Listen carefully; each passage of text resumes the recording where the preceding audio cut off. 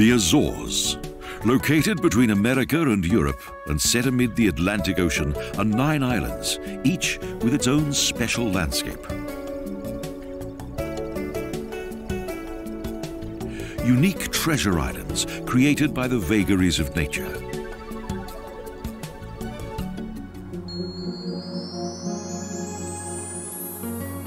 São Miguel, gateway to the Azores.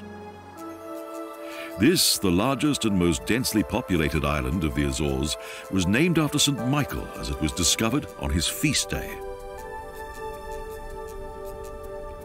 Steaming geysers, the opulent green of the tropics, as well as monasteries and settlements.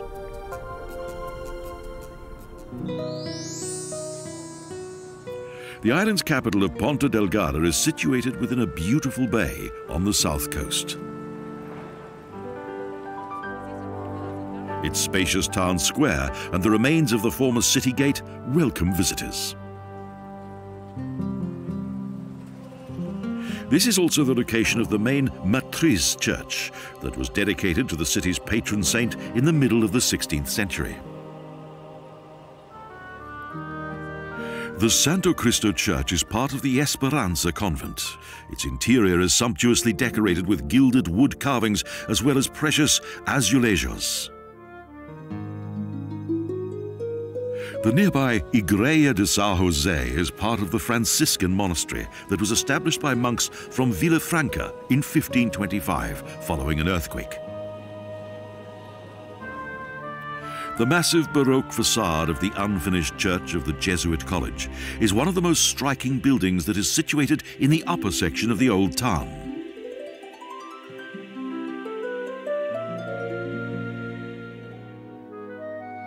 The municipal park was created as a private garden in the 19th century and was named after the first pineapple grower on the island, Antonio Borges.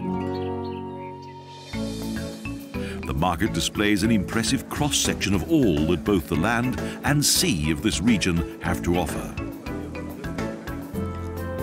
The port is the largest in the Azores, with a protective quay wall, wide quayside and city skyline.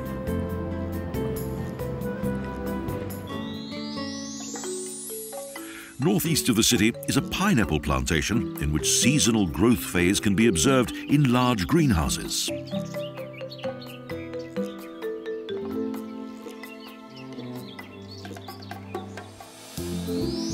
Lagoa owes its name to a lagoon which extends in front of the Santa Cruz Church. Here there's bathing and relaxation.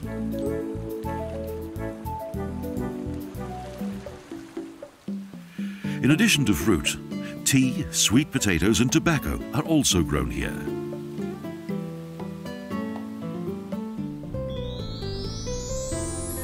Villafranca do Campo soon became the original capital of the island.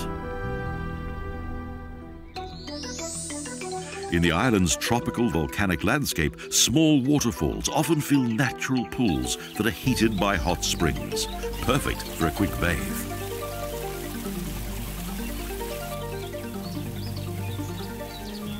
From the vantage point of the crater's rim, the beautiful Lagoa do Fogo can be seen. This tranquil lake of fire fills a crater of around 6 kilometers in diameter. The idyllic crater lake, Furnace, is surrounded by forests. In these caldeiras, boiling hot water from over 100 meters below penetrates the surface.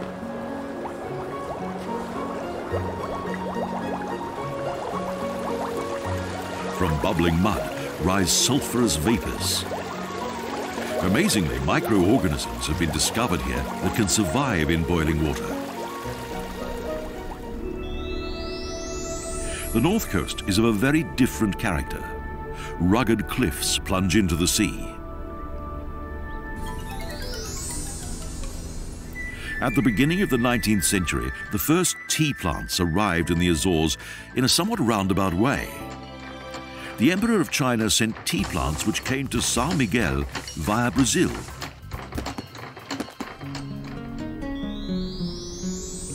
Caldeira das Sete Cidades is the most fascinating collapsed crater in the Azores. lush vegetation that resulted from a series of landslides surround many of the lakes. The blue lake of Lagoa Azul and the green lake of Lagoa Verde are the two largest virgin landscapes in the region.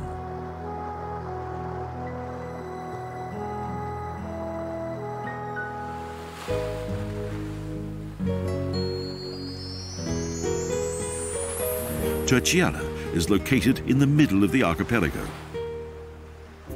Here both culture and history are in focus, and also the rich green of the shoreline. The island was the third to be discovered in the archipelago and was therefore named Terceira, meaning third.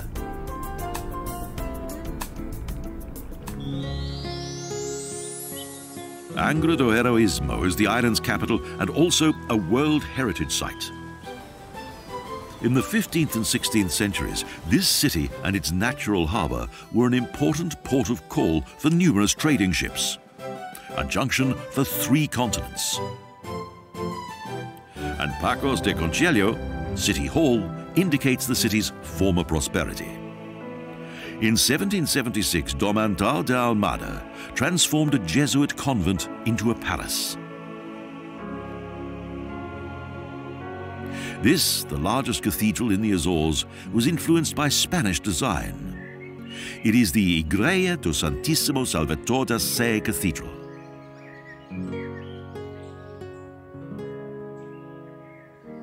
Apalacio is the residence of the Betancourt family, which provided many governors of the Canary Islands from the end of the 17th century. Angra is a city of churches, monasteries, palaces, and manor houses. Each building was restored following a devastating earthquake in 1980. The Convento São Gonçalo was founded in 1545. It's the oldest and largest of the 9 monasteries that once existed on the island.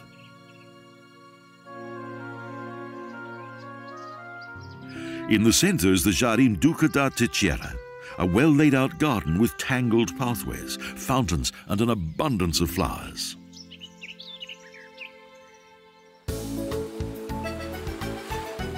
Today, many tourists visit the island, and the once untamed coast has now become a sun worshipper's paradise. And there's excitement. Men await bulls in the alleys. Each bull has a rope tied around its neck in order to facilitate capture.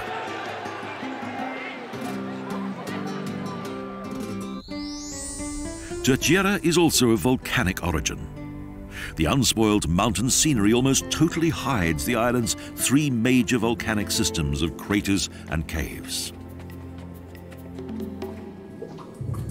The descent into the Calgado Cavao cave in the island's interior resembles a descent into hell.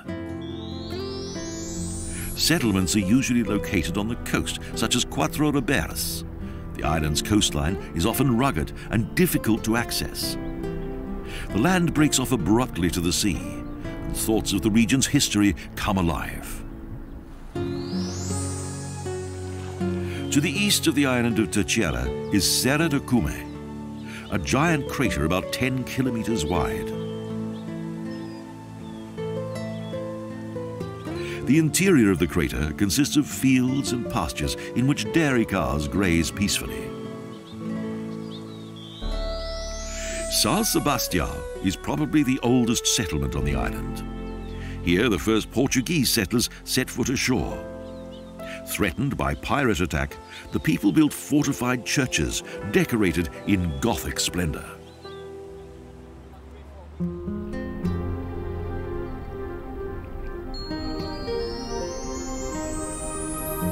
Graciosa, the lovely, the charming. The second smallest island in the Azores, calm and tranquil.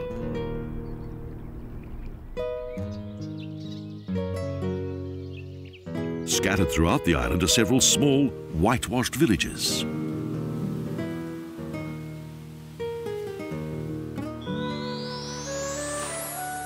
Santa Cruz de Graciosa is the island's principal town. In the middle of the town, framed by mansions, are two large water basins.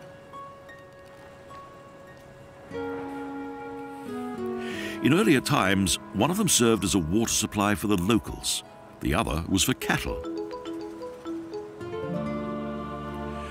The Matriz de Santa Cruz Church dominates the town with its white facade and dark basalt rock. Emmanuel design is clearly to be seen in the interior on both the stone carvings and masterful azulejos.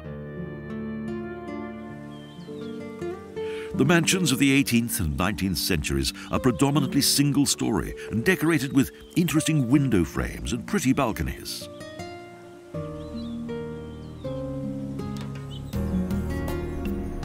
The first overlord was Pedro Correa de Cunha, a brother-in-law of Christopher Columbus.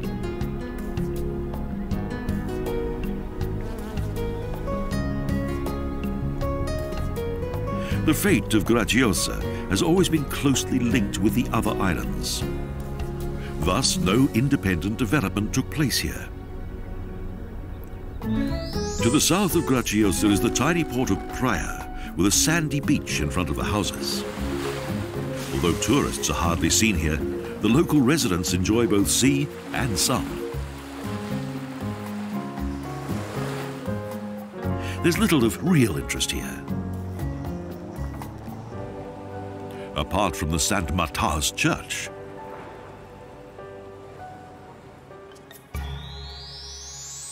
In the southeast of the island, an artificial tunnel leads to a breathtaking view.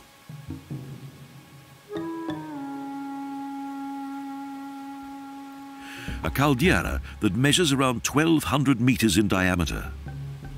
The crater is partly wooded and partly used as pasture land. But this peaceful scene is deceptive. A volcano lies below. Next on the agenda, mysterious steps that travel to Hades, the Ferna do Enxofre cave.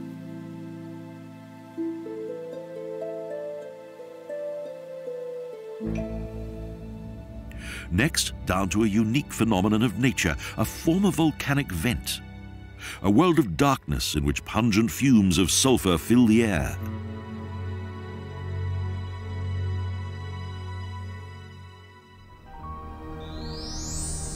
On the northern border of Serra das Fontes is the village of Fontes, which maintains one of the island's last 30 windmills, whose design has been compared with those in Flanders, Belgium.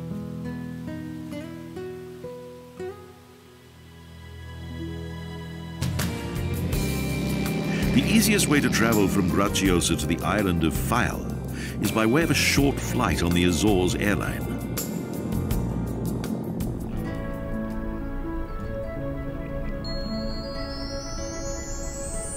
Faial, the Blue Island.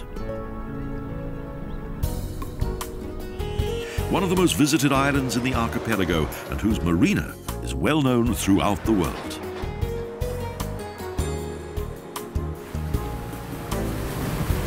Faial also offers spectacular nature, with a rocky coastline and volcanoes. Horta is the island's capital and since 1976 has also been the seat of the Azores Parliament. In 1466, when Flemish Josse van Houteren founded the settlement in grand style, the Nossa Senhora das Angustias church was built by his wife. The Franciscans originally established this convent on the coast, but as a result of pillage and storm, subsequently moved into the town, where they stayed until their eventual expulsion. The Matriz de São Salvador Church was originally built by the Jesuits. Inside, magnificent Jesuit Baroque has been well preserved. The church was elevated to the status of a parish church in 1825. The port of Horta has always been a stopover for ships crossing the Atlantic. Later, also for seaplanes. With colourful illustrations on the moles, skippers from all over the world have been immortalised before continuing their voyage across the Atlantic. Each visitor to Faial has only one main destination, the central point of the island with its large caldera.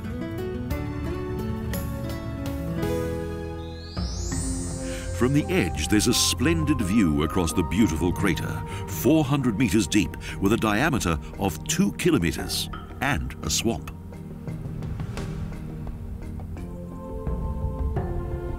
The caldera originated due to a huge explosion thousands of years ago, during which tons of pumice stone was ejected from the crater.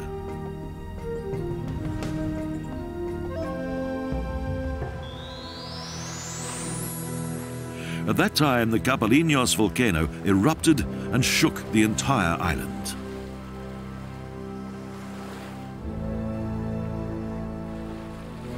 This rugged and hostile landscape originated due to powerful volcanic eruptions that began on the 27th of September 1957 at 8 o'clock in the morning.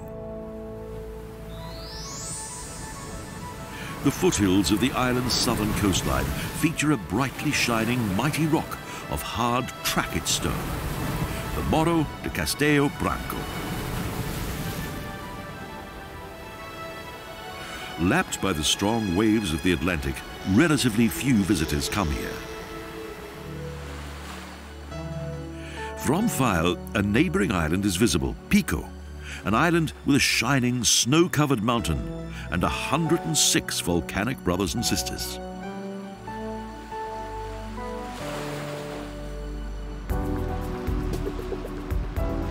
The ferry is without doubt the fastest and easiest way to travel from one island to the next. And yet another world set in the middle of the Atlantic Ocean.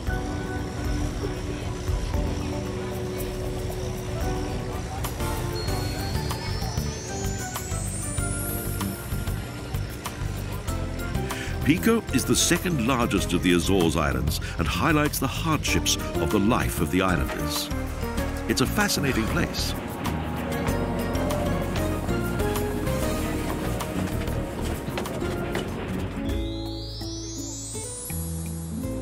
Life is tranquil here.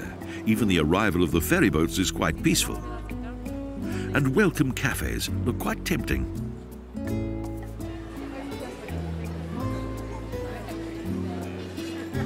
The island's main town is Medellín do Pico, a harbour town.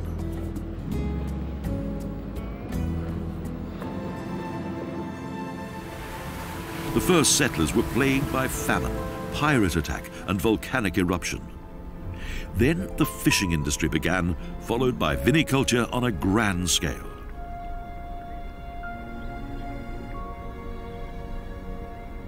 Much prosperity came from the Pico wine that was produced in Horta, where the barrels of Faial were exported to as far as Russia.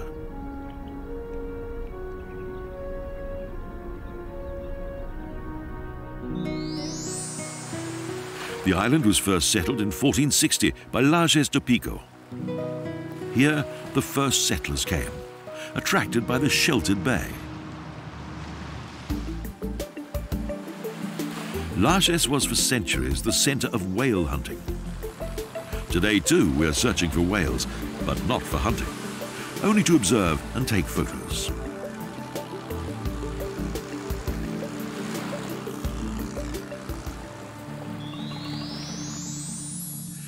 The Dos Barreiros Museum features the brutal history of whaling. The killing of whales was a bloody business, sometimes also for the hunters themselves.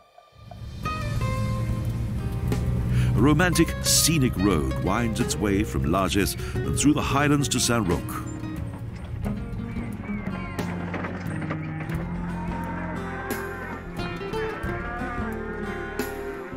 From each direction, Pico is the focal point. The highlands are a protected area, and small crater lakes nestle idyllically amid green pastures. On the north side of the island, São Roque is the second oldest settlement, a tranquil village on a hill with a harbour that has become the centre of commerce.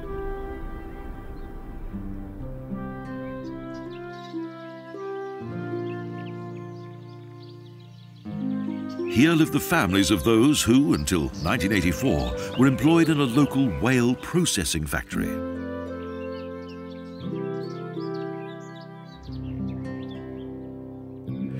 In 1946, in Cayas do Pico, a factory was founded which is now a museum. It provides a good insight into the processing of the pot whale.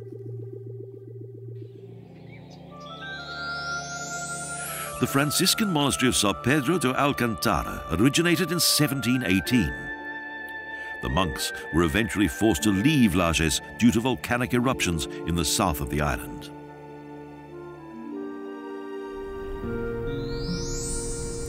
On the north coast, Cacharo was abandoned by its inhabitants during a particularly frightening eruption.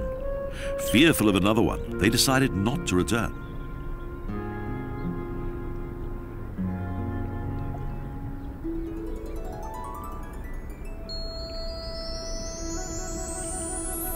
Flores, the flower island. A wildly romantic paradise at the end of the world, pure nature amid the Atlantic Ocean.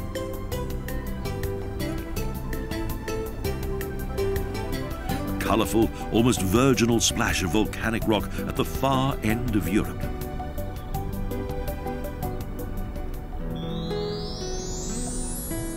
Santa Cruz, on the east tip, is the island's small principal town, sandwiched between the airport runway and the sea. The Folklore Museum is housed within a former Franciscan monastery. Here there are old agricultural implements and household items. An interesting overview on life in Flores.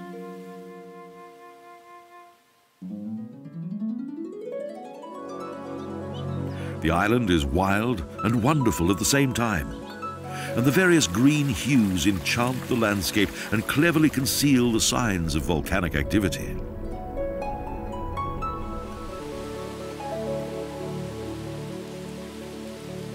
The plant world owes its lushness to the weather. 1 minute sunshine, suddenly a brief rain shower, then the mist clears and the landscape blossoms once again. Lagoa Rasa and Lagoa Funda are two of the 7 Flores lakes. They fill craters of volcanic origin, often only in winter.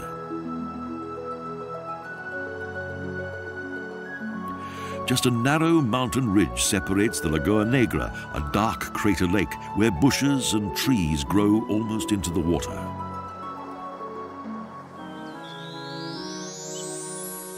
Above the Riviera Grande is Quara, once a small village whose inhabitants left for America. In the 1960s, a Portuguese couple named Silva bought what remained and created a small and exclusive tourist attraction here.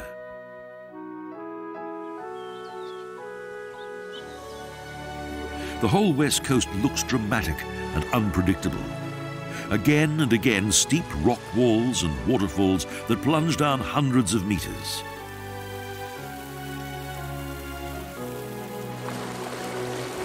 Unique and breathtaking natural wonders. And bizarre rock formations such as the basalt pillars of Roca dos Boros, which seem to support a huge rock wall like the pipes of a mighty organ.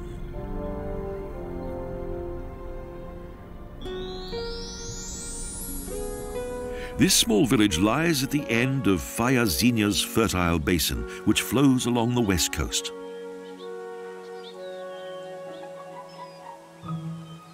High above the sea, the village has long been isolated from the outside world, a fact that is still true today.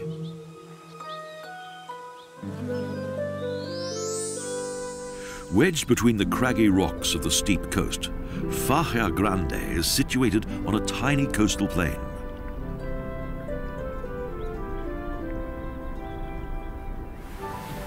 With their authentic nature and harmony, the Azores Islands are still waiting to be discovered. A paradise set in eternal blue.